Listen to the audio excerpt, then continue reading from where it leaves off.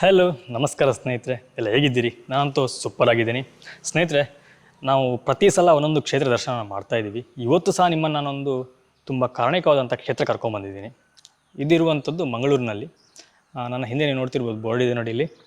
ಇದರಲ್ಲಿ ಮೆನ್ಷನ್ ಮಾಡಿದ್ದಾರೆ, ಅರಸು ಮಂಡಿತ್ತಾಯ ಧೂಮವತಿ ಬಂಟ ಹಾಗೂ ಪರಿವಾರ ದೈವಗಳ ಇದೊಂದು ದೈವಸ್ಥಾನ.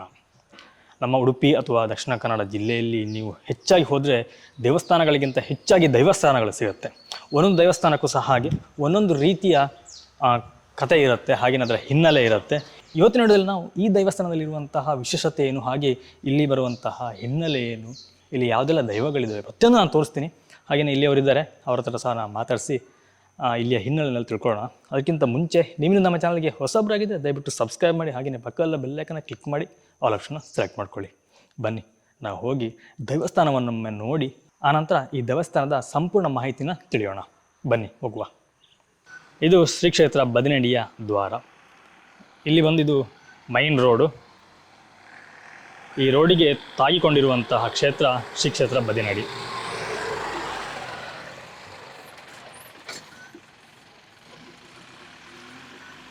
ನೋಡಿ, ಇಲ್ಲಿ ಏನು ಕಾಣ್ತಿದೆಯೋ ಇದೇ ಆ ಬದಿನಡಿಯ ಕ್ಷೇತ್ರ. ಇಲ್ಲೆಲ್ಲ ದೇವಸ್ಥಾನಗಳಿದೆ, ಒಂದು 2-3 ದೇವಸ್ಥಾನ ಇದೆ. ಒಳಗೆ ಹೋಗಿ ಸಂಪೂರ್ಣವಾಗಿ ಇದ್ರ ಬಗ್ಗೆ ನಾವು ವಿಷಯನ ತಿಳಿಯೋಣ.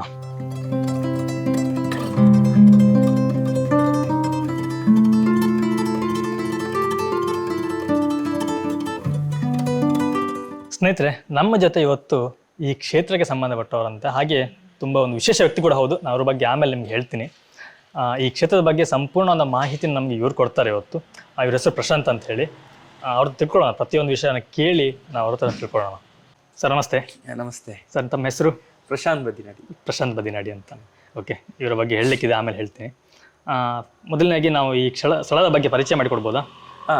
ಇದು ಶ್ರೀ ಕ್ಷೇತ್ರ ಅರಸು ಮುಂಡಿತ್ತಾಯ ಜುಮಾದಿ ಭಟ್ಟ ಶ್ರೀ ಕ್ಷೇತ್ರ ಬದಿನಾಡಿ. ಇದು ಮಂಗಳೂರಿನಿಂದ ಒಂದು 16 ಕಿಲೋಮೀಟರ್ ದೂರದಲ್ಲಿದೆ. ಇದರ ಬಗ್ಗೆ ಸ್ಥಳ ಪರಿಚಯ ಅಂದರೆ, ಇದು ವಾಮಂಜೂರು ಮಾಗನೆಗೆ ಸಂಬಂಧಪಟ್ಟಂತೆ 5 ಗುತ್ತುಗಳನ್ನು ಒಳಗೊಂಡಿರುವಂಥ ಒಂದು ಶ್ರೀ ಕ್ಷೇತ್ರ. ತಿರುವೆಲ್ ಗುತ್ತು, ಮತ್ತು ಕಾಪೆಟ್ಟು ಗುತ್ತು, ಮೂರ್ಜಪ್ ಗುತ್ತು, ಫೆರ್ಮೈ ಮತ್ತು ಬೊಂಡಂತಿಲ. ಹಾಗೆ ಇದಕ್ಕೆ 2 ಸಬ್ ಗುತ್ತುಗಳಿವೆ, ಒಂದು ಮಿತ್ತಬಡು ಮತ್ತು ಒಂದು ಬೊಂಟೆಮಾರ್ ಅಂತ. ಸೊ ಇಲ್ಲಿ ಬದಿನಡಿ ಅಂತ ಹೇಗೆ ಬಂತು ಅಂದರೆ ಒಂದು ಅಂದಾಜಿನ ಪ್ರಕಾರ ಇದು ಈ ಸ್ಥಳದ ಹತ್ತಿರವೇ ಒಂದು ದೊಡ್ಡ ಇದಿದೆ, ಒಂದು ಉಪನದಿಯಾಗಿದೆ. ಅಂದರೆ ಅದನ್ನು ತುಳುವಿನಲ್ಲಿ ಅಂದರೆ ಪರಿಪು ತೋಡು ಒಂದು ಬಣ್ಣನಿದ್ದಾರೆ, ಬಾರಿಮಲ್ಲ ಪರಿಪು ತೋಡು.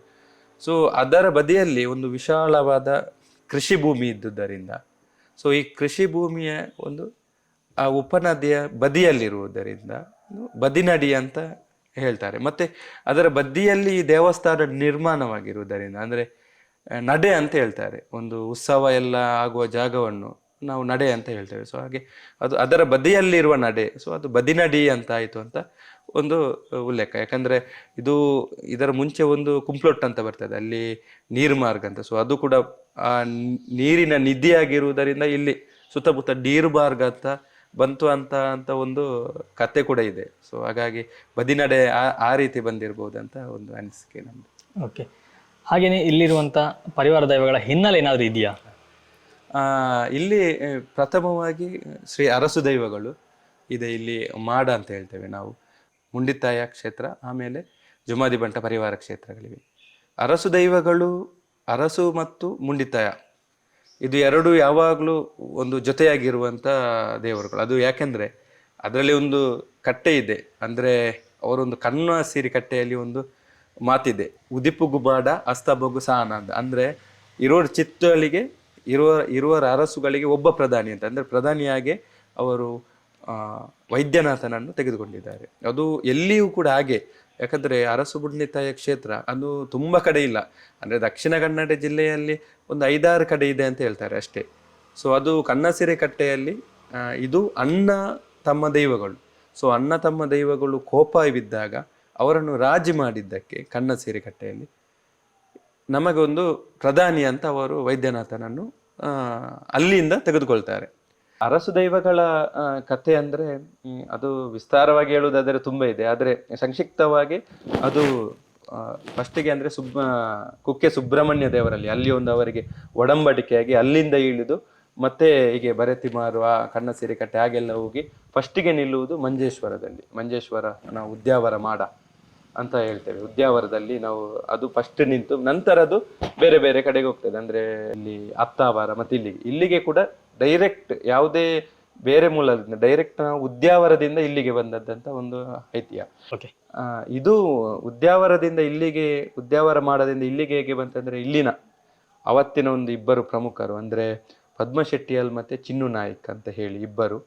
ಸೊ ಅವರು ಉದ್ಯಾವರ ಮಾಡಕ್ಕೆ ನೇಮ ನೋಡ್ಲಿಕ್ಕೆ ಹೋಗ್ತಾರೆ. ಸೊ ಉದ್ಯಾವರದ ನೇಮ ಅಲ್ಲಿ ನೋಡುವಾಗ ತುಂಬಾ ಖುಷಿ ಆಗ್ತದೆ. ಯಾಕಂದ್ರೆ ಅರಸು ದೈವಗಳಂದ್ರೆ ಅದು ಒಂದು ಶ್ರೀಮಂತ ದೈವ. ಅಂದ್ರೆ ಒಂದು ವಾಕ್ಯ ಇದೆ ಅಂದ್ರೆ ನುಡಿಕಟ್ಟಿನಲ್ಲಿ, ಎಂಕುಲು ದೇವೇರದು ಒಂಜಿ ಮುಟ್ಟು ತೀರ್ತು ದೈವಲಿರ್ದು ಒಂಜಿ ಮುತ್ತು ಮಿತ್ ಅಂದ್ರೆ ಅದು ತುಂಬಾ ಒಂದು ಪವರ್ಫುಲ್ ಇರುವಂತ ಒಂದು ದೈವ ಅದು.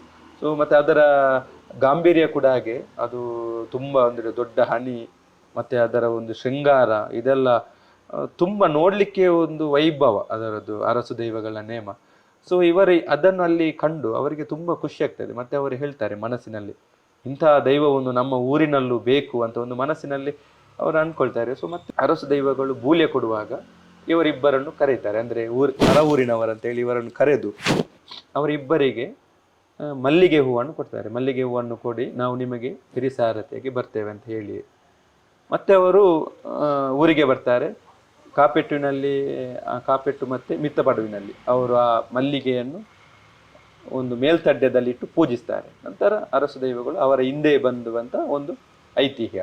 ಹಾಗೆ ಅಂದ್ರೆ ಅರಸು ದೈವಗಳು ಮಲ್ಲಿಗೆಯಿಂದಲೇ ಬಂದಿರುವುದರಿಂದ ಇಲ್ಲಿ ಮಲ್ಲಿಗೆ ಪೂಜೆ ತುಂಬಾ ವಿಶೇಷ. ಅಂದ್ರೆ ಆ ಸಂಕ್ರಾಂತಿ ದಿವಸ ಕೂಡ ಅಥವಾ ಯಾರಾದ್ರೂ ಒಂದು ಹರಕೆ ಹೇಳುವುದಾದ್ರೆ ಇಲ್ಲಿ ಮಲ್ಲಿಗೆ ಪೂಜೆ ಒಂದು ತುಂಬಾ ವಿಶೇಷವಾದಂತ ಒಂದು ಸೇವೆ. ಈಗ ನಾವು ಒಂದು ವೇಳೆ ಹರಕೆ ಮಲ್ಲಿಗೆ ಪೂಜೆ ಕೊಡೋದಾದ್ರೆ ಮುಂಚೆ ತಿಳಿಸ್ಬೇಕಾ ಯಾವ ರೀತಿ? ಇದು ಮಲ್ಲಿಗೆ ಹೌದು, ಇಲ್ಲಿ ನಮಗೆ ತಿಳಿಸ್ಬೇಕಾಗ್ತದೆ. ಯಾಕಂದ್ರೆ ಇಲ್ಲಿಯ ಮುಖ್ಯ ತಂತ್ರಿ ಅವರಾದಂತ ಮೊದಲು ಶ್ರೀನಿವಾಸ್ ಭಟ್ ಇದ್ರು, ಈಗ ಅವರ ಮಗ ಶಶಿಧರ್ ಇದ್ದಾರೆ. ಸೊ ಅವರು ಇಲ್ಲಿನ ತಂತ್ರಿ ಅವರು. ಸೊ ಅವರು ಅಂದ್ರೆ ಅವರಿಗೆ ಇಲ್ಲಿ ಹೂವಿನ ಪೂಜೆ ಮಾಡಬೇಕಾದ್ರೆ ನಾವು ಅವರಿಗೆ ಮೊದಲೇ ತಿಳಿಸ್ಬೇಕಾಗುತ್ತೆ. ಮತ್ತೆ ಸಾರ್ವಜನಿಕ ಹೂವಿನ ಪೂಜೆ ಆಗುತ್ತದೆ. ಅದು ಇಲ್ಲಿ ಸಂಕ್ರಾಂತಿ ಮತ್ತೆ ನೇಮೋತ್ಸವ ಜಾತ್ರೆಯ ಸಮಯದಲ್ಲಿ ಅದು ಸಾರ್ವಜನಿಕವಾಗಿ ನಾವು ಇಲ್ಲಿ ರಶೀದಿಯನ್ನು ಮಾಡಿ ಸೇವೆಯನ್ನು ಕೊಡ್ಬೋದು. ಮತ್ತೆ ವೈದ್ಯನಾಥನ ಹಿನ್ನೆಲೆ ಬಂದ್ರೆ ಮೊದಲು ಇಲ್ಲಿ ನೆಲೆಯಾಗಿದ್ದು ವೈದ್ಯನಾಥ. ಅಂದ್ರೆ ಇಲ್ಲಿ ಒಂದಿದೆ ನಡಪಿ ಪಟ್ಟ ಎಂಕ್ಲು ಸ್ವತಂತ್ರ ಚಿತ್ತೋಲು ಅಧಿಕಾರದ ಪಟ್ಟ ವೈದ್ಯನಾಥನಿಗೆ ಅಂತೇಳಿ. ಅಂದ್ರೆ ಇಲ್ಲಿಯ ಊರಿನ ಎಲ್ಲ ಈ ಅಧಿಕಾರದ ಪಟ್ಟ ಇರುವುದು ವೈದ್ಯನಾಥನಿಗೆ. ಅದು ಹೇಗಂದ್ರೆ ಮೊದಲು ಈ ವೈದ್ಯನಾಥ ಅನ್ನೋದು ಇತಿಹಾಸದ ಪ್ರಕಾರ ನಾಥ ಪಂಥದವರಿಗೆ ಸೇರಿದಂತ ಒಂದು ಈಶ್ವರ, ಅಂದ್ರೆ ಶಿವನ ಅಂಶವಿರುವಂತ ಒಂದು ದೈವ. ಅಂದ್ರೆ ಜೋಗಿಗಳು, ಈಗ ನಾವು ಕದ್ರೆಯಲ್ಲಿ ಏನು ನಾಥ ಪಂಥ ಹೇಳ್ತೇವೆ ಅವರಿಗೆ ಸಂಬಂಧಪಟ್ಟ ಅಂದ್ರೆ ಅವರು ಈ ವೈದ್ಯನಾಥ ಅಂದ್ರೆ ಮೂಡದಾಯನನ್ನು ದಕ್ಷಿಣ ಕನ್ನಡ ಜಿಲ್ಲೆಯಲ್ಲಿ ಎಲ್ಲ ಕಡೆಯಲ್ಲಿ ಕೊಟ್ಟರು, ಅಂದ್ರೆ ಎಲ್ಲ ಕಡೆಯಲ್ಲಿ ನಿಲ್ಲಲಿಕ್ಕೆ ಕಾರಣರಾದರಂತ ಒಂದು ನಂಬಿಕೆ ಇದೆ. ಅದರಲ್ಲಿ ಒಂದು ನಮ್ಮ ಪಾರ್ದನದಲ್ಲಿ ಕೇಳ್ಬೋದು, ನಾನು ನಾಲ್ವೇರು ಜೋಗಿ ಪುರುಷರು ಬರುವೇರು ವರಂಗಾಯಿ ನೀರು ಪತ್ತೆ, ಆ ಥರ ಒಂದು ಅವರು 4 ಜೋಗಿ ಪುರುಷರು ಬರುವ ಮೂಲಕ ಈ ದೇವರನ್ನು ಎಲ್ಲ ಕಡೆ ನಿಲ್ಲಿಸಲಿಕ್ಕೆ ಕಾರಣರಾದವರಂತ.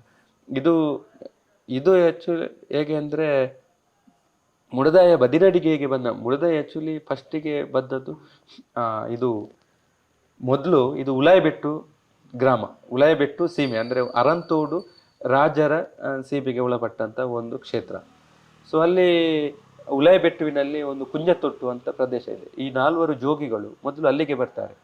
ಅಂದ್ರೆ ಅವರು ಮೊದಲೆಲ್ಲ ಹೇಗೆ ಇದ್ರೆ ಅವರು ಎಲ್ಲ ದಿನ ಬೆಳಿಗ್ಗೆಯಿಂದ ಸಂಜೆ ತನಕ ಎಲ್ಲ ಕಡೆ ಭಿಕ್ಷಾಟನೆ ಮಾಡಿ, ಅಂದ್ರೆ ಇದಕ್ಕೆ ಹೋಗಿ ಸಂಜೆ ಅವರಿಗೆ ನಿಲ್ಲಿಕ್ಕೆ ಒಂದು ಮನೆ ಬೇಕಾಗುತ್ತೆ. ಸೊ ಅವರು ಯಾರಾದ್ರೂ ಒಂದು ಒಳ್ಳೆ ಸದ್ಗುಣ ಜನ ಇದ್ರೆ ಅವರ ಮನೆಯಲ್ಲಿ ಅವರು ನಿಂತ್ಕೊಳ್ತಿದ್ರು. ಹಾಗೆ ಕುಂಜತೊಟ್ಟುವಲ್ಲಿ ಒಂದು ಅಂತಪ್ಪ ಪೂಜಾರಿ ಅಂತ ಇದ್ದ. ಸೊ ಅವನ ಮನೆಯನ್ನು ಅವರು ನೋಡಿ ಅವನ ಹತ್ರ ಕೇಳಿ, ನಾವು ಬೆಳಿಗ್ಗೆ ಎಲ್ಲ ಭಿಕ್ಷಾಟನೆಗೆ ಹೋಗ್ತೇವೆ, ಸಂಜೆ ಬಂದು ನಿನ್ನ ಮನೆಯಲ್ಲಿ ಅಂದ್ರೆ ತಂಗಲ್ಲ ಅವಕಾಶ ಮಾಡಿಕೊಡ್ಬೇಕಂದ್ರೆ ಆಗ ಅವನು ತುಂಬಾ ಖುಷಿ ಆಗ್ತದೆ ಅಂತ ಪೂಜಾರಿಗೆ, ನೀವು ಎಷ್ಟು ದಿನ ಕೂಡ ಇರ್ಬೋದು, ಹಾಗೆ ಅಂತ ಹೇಳಿ ಅವ್ರು ಹಾಗೆ ಬೆಳಿಗ್ಗೆಯಿಂದ ಭಿಕ್ಷಾಟನೆಗೆ ಹೋಗ್ತಿದ್ರು, ಸಂಜೆ ಬರ್ತಿದ್ರು, ಇವರ ಮನೆಯಲ್ಲಿ ನಿಲ್ತಿದ್ರು, ಒಳ್ಳೆಯ ಸತ್ಕಾರ ಮಾಡ್ತಿದ್ದ ಅಂತಃಪೂಜಾರಿ ಎಲ್ಲ.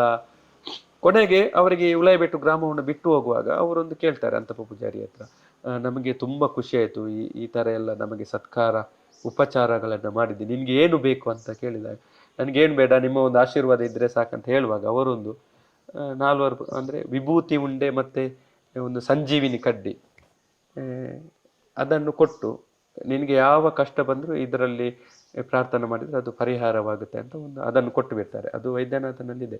ಭೂಗುತಿ ಉಂಡೆ ಬೊಕ್ಕ ಸಂಜೀವಿನಿ ಕಡ್ಡಿಗೆ ಜಯಬಿಂದ್ಯೆ ಅಂತ ಒಂದು ಪ್ರಾರ್ಥನಾದಲ್ಲಿ ಒಂದು ಬರುತ್ತೆ.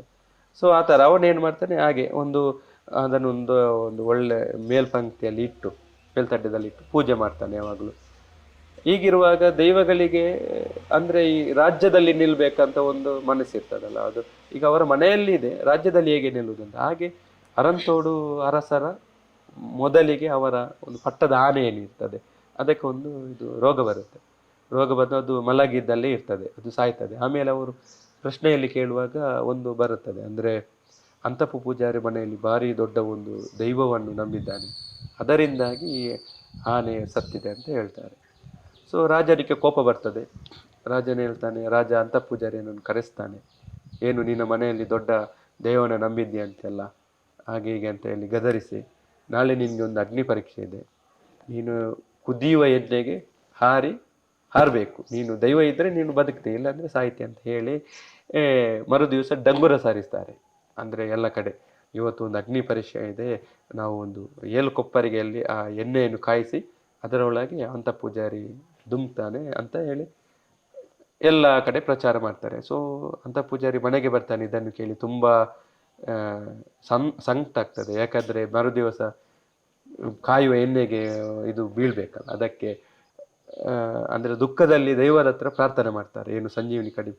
ಅದಕ್ಕೆ ದೈವ ಒಂದು ಅವರಿಗೆ ರಾತ್ರಿ ಅಶೀರವಾಣಿ ಆಗುತ್ತೆ, ನೀನು ಹೆದರಬೇಡ, ಮೂರು ಗಂಧವನ್ನು ತೆಗೆದುಕೋ, ಅದರಲ್ಲಿ ಒಂದನ್ನು ಸೊಂಟಕ್ಕೆ ಸೊಂಟದಲ್ಲಿ ಇರಿಸ್ಕೊ, ಒಂದನ್ನು ನಿನ್ನ ಹಣೆಗೆ ಹಾಕು, ಒಂದನ್ನು ಕುದಿಯುವ ಎಣ್ಣೆಗೆ ಹಾಕು, ನಂತರ ನಾನಿದ್ದೇನೆ ಅಂತ ಹೇಳ್ತಾರೆ. ಸೊ ಇವನಿಗೆ ಸ್ವಲ್ಪ ಖುಷಿ ಆಗ್ತದೆ.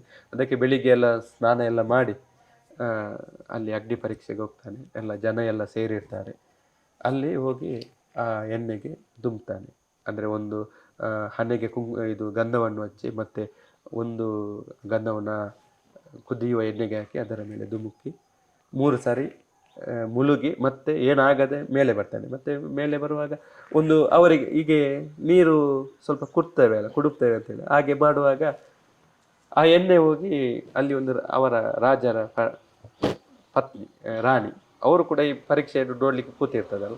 ಸೊ ಅವರ ಸಿರಿಮಿರೆಗೆ ಬಿದ್ದು ಅವರಿಗೆ ತುಂಬ ಹುರಿ ಆಗ್ತದೆ. ಅದು ಆ ಎಣ್ಣೆ ಉರಿ ತಡೆಯಲಿಕ್ಕೆ ಆಗದೇ ಇರುವಾಗ ಅಂತ ಪೂಜಾರಿ ಮತ್ತೊಂದು ಗಂಧ ಪ್ರಸಾದ ಕೊಟ್ಟು ಅದು ಉರಿ ಶಮನವಾಗ್ತದೆ.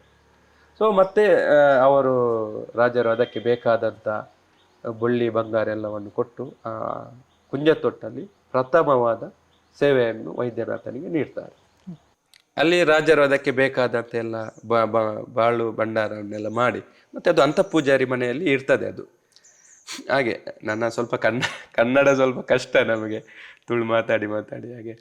ಆಮೇಲೆ ಈ ಬದಿನಡಿಗೆ ಹೇಗೆ ಬಂತಂತ ವೈದ್ಯನಾಥ, ಅದು ಒಂದು ಕತೆ. ಏನಂದರೆ ಅದು ಕೂಡ ಒಂದು ಸ್ವಾರಸ್ಯವಾದ ಕತೆ ಇದೆ. ಸೊ ಅಂತಃಪೂಜಾರಿ ಇಲ್ಲಿ ಬದಿನಡಿಯಲ್ಲಿ ಇಲ್ಲಿ ಮುಂಡ ಅಂತ ಒಂದು ಹಿರಿಯರು, ತುಂಬ ಹಿರಿಯರು, ಅವರಿಗೆ ಇದೊಂದು ವಿಶಾಲವಾದ ಪ್ರದೇಶ, ಇಲ್ಲಿ ಬೇಕಾದಷ್ಟು ಭೂಮಿ ಜಾಗ ಎಲ್ಲ ಇತ್ತು. ಅವರು ಕೃಷಿ ಭೂಮಿಯನ್ನು ಮಾಡ್ತಾಯಿದ್ರು. ಇಲ್ಲಿ ಕೃಷಿ ಭೂಮಿಯನ್ನು ಮಾಡಿ ಇಲ್ಲಿ ಅವರಿಗೆ ಒಬ್ಬಳು ಮಗಳು, ಅಂದರೆ ಮುಂಡ ವೈದ್ಯನಿಗೆ ಒಬ್ಬರು ಮಗಳಿದ್ರು. ಸೊ ಅವರಿಗೆ ಇದು ವಿವಾಹ ಅಂದರೆ ಪೊದು ಸಂಧಾನ ನೋಡುವಾಗ ಅಂತಃಪೂಜಾರಿ ಒಳ್ಳೆಯ ಗುಣವಂತ, ವಿಚಾರವಂತ ಮತ್ತು ದೈವಭಕ್ತ ಅಂತ ಹೇಳಿ ಅವರಿಗೆ ಇಲ್ಲಿಯ ಮುಂಡ ವೈದ್ಯ ಅಲ್ಲಿ ಅಂತಃಪೂಜಾರಿಗೆ ಮದುವೆ ಮಾಡಿ ಕೊಡ್ತಾರೆ. ಇಲ್ಲಿ ಅವರಿಗೆ ಒಬ್ಬರೇ ಮಗಳಾದ್ದರಿಂದ ಪೂಜಾರಿ ಏನು ಮಾಡ್ತಾನೆ ಅಂದರೆ ಅವರ ಮುಂಡ ವೈದ್ಯರ ಒಂದು ಇದು ಆಸೆಗೆ ತಕ್ಕ ನೀವು ಇಲ್ಲೇ ಕೂತ್ಕೊಳ್ಬೇಕಂತ ಹೇಳ್ತಾರೆ. ಹಾಗೆ ಪೂಜಾರಿ ಏನು ಮಾಡ್ತಾರೆ ಅಂದರೆ ಅವರಲ್ಲಿ ಮೂರ್ತೆದಾರಿಕೆ ಮಾಡೋದು. ಸೊ ಅಲ್ಲಿ ಕಳ್ಳಕಾಕರು ಕೂಡ ಜಾಸ್ತಿ. ಅಲ್ಲಿ ಅವರ ಈ ಮುಖಮೂರ್ತಿಗಳು ಕೂಡ ಇದ್ದವು. ಅಂದರೆ ಯಾರಾದರೂ ಕದ್ದುಕೊಂಡು ಹೋಗ್ತಾರೆ ಅಂತ ಹೇಳಿ ಅವರು ಯಾವಾಗಲೂ ಬರುವಾಗ ಬೆಳಿಗ್ಗೆ ಸಂಜೆ ಬರುವಾಗ ಮುಖಮೂರ್ತಿಗಳನ್ನೆಲ್ಲ ತಂದು ಇಲ್ಲಿ ಇರ್ತಿದ್ರು. ಇಲ್ಲಿ ರಾತ್ರಿ ಉಳಿದುಕೊಂಡು ಮರು ದಿವಸ ಬೆಳಿಗ್ಗೆ ಪುನಃ ಮುಖಮೂರ್ತಿಯನ್ನು ಒಂದು ಬಟ್ಟೆಯಿಂದ ಸುತ್ತಿ ಯಾರಿಗೂ ಗೊತ್ತಾಗದಾಗೆ ಪುನಃ ಬೆಳಿಗ್ಗೆ ಅಲ್ಲಿಗೆ ಹೋಗಿ ಮತ್ತೆ ಮೂರ್ತಿ ಧಾರಿಕೆ ಮಾಡಿ ಮತ್ತೆ ಸಂಜೆ ಪುನಃ ಇಲ್ಲಿಗೆ ಬರುವುದು. ಹೀಗೆ ಮಾಡ್ತಾ ಇದ್ರು. ಅಂದರೆ ಒಂದು ದಿವಸ ಏನಾಯ್ತಂದ್ರೆ ಬೆಳಿಗ್ಗೆ ಏಳುವಾಗ ಇಲ್ಲಿ ಬದಿರಡಿಯಲ್ಲಿ ಮುಖಮೂರ್ತಿಯನ್ನು ಇಟ್ಟು ಬೆಳಿಗ್ಗೆ ಏಳುವಾಗ ಅವರಿಗೆ ಸ್ವಲ್ಪ ಲೇಟ್ ಆಯಿತು. ಅಂದರೆ ಇನ್ನು ಲೇಟ್ ಆಗುವಾಗ ಊರಿನಲ್ಲಿ ಎಲ್ಲ ಗೊತ್ತಾಗ್ತದೆ ಅಂತೇಳಿ ಇನ್ನು ನಾಳೆ ಕೊಂಡೋಗುವಂತ ಮುಖಮೂರ್ತಿಯನ್ನು ಇಲ್ಲೇ ಬಿಟ್ಟು ಮತ್ತೆ ಕುಂಜ ತೊಟ್ಟಿಗೆ ಹೋಗಿ ಅಲ್ಲಿ ಮೂರ್ತಿ ಧಾರಿಕೆನೆಲ್ಲ ಮಾಡಿ ಬಂದರು. ಮರು ದಿವಸ ಮತ್ತೆ ಅದು ತೆಗೆಯಲಿಕ್ಕೆ ಹೋದಾಗ ತೆಗೆಯಲಿಕ್ಕೆ ಬರಲಿಲ್ಲ ಅಂತ. ಅಂದರೆ ಅದು ವೈದ್ಯನಾಥನ ಇದು ಮುಗ ತೆಗೆಯಲಿಕ್ಕೆ ಬರಲಿಲ್ಲ. ಮತ್ತೆ ಅದು ಅಲ್ಲೇ ನೆಲೆ ಆಯಿತು. ಅಂದರೆ ವೈದ್ಯನಾಥನಿಗೆ ಇಲ್ಲಿ ಬದಿನಡಿ ಕೂಡ ಒಂದು ನೆಲೆ ಆಗಲಿಕ್ಕೆ ಒಂದು ಇಷ್ಟ ಆಯ್ತು ಅಂತೇಳಿ ಮತ್ತೆ ಇಲ್ಲಿ ಅದಕ್ಕೆ ಬೇಕಾದ ಗುಡಿ ಗೋಪುರ ಎಲ್ಲ ಮಾಡಿ ಇಲ್ಲಿ ನೆಲೆ ಇತ್ತು ಅಂತ ಒಂದು ಇತಿಹಾಸ. ಏನು ಕುಂಜತಾಡಿ ಅಂತ ಹೇಳಿದ್ರಲ್ಲ, ಅಲ್ಲಿ ಇವಾಗಲೂ ಇದೆಯಾ? ಕುಂಜತೊಟ್ಟು ಈಗಲೂ ಇದೆ. ಅಲ್ಲಿ ಗಂಧ ಪೂಜಾರಿ ಅಂತ ಹೇಳ್ತಾರೆ. ಕುಂಜತೊಟ್ಟು ಅಲ್ಲಿದ್ದಾರೆ. ಮತ್ತೆ ಅದು ನಾನು ಹೇಳಿದ್ನಲ್ಲ, ಅದು ಇದು ಕಾಯಿಸಿದ್ರು ಅಂತ ಎಣ್ಣೆ. ಹೌದಾ? ಎಣ್ಣೆ ಕುಂದಾಯಿ, ಅಲ್ಲಿ ಕುಂದಾಯಿ ದೋಟ ಅಂತ ಒಂದು ಇದೆ ಹೆಸರು. ಸೊ ಮೇ ಬಿ ಅದು ಕುಂದಾಯಿ ದೋಟ ಅದಕ್ಕೆ ಹೆಸರು ಬಂದಿರಬಹುದು ಅಂತ ಹೇಳ್ತಾರೆ. ಅಂದ್ರೆ ಎಣ್ಣೆಯನ್ನು ಕಾಯಿಸಿದ್ದಕ್ಕೆ ಕುಂದಾಯಿ ದೋಟ ಅಂತ, ಕುಂದಾಯಿನ ಎಣ್ಣೆ ಅಂತ ಹೇಳಿ ಅದು ಕುಂದಾಯಿ ದೋಟ ಅಂತ ಆಗಿರ್ಬಹುದು ಅಂತ ಒಂದು ಇತಿಹಾಸ.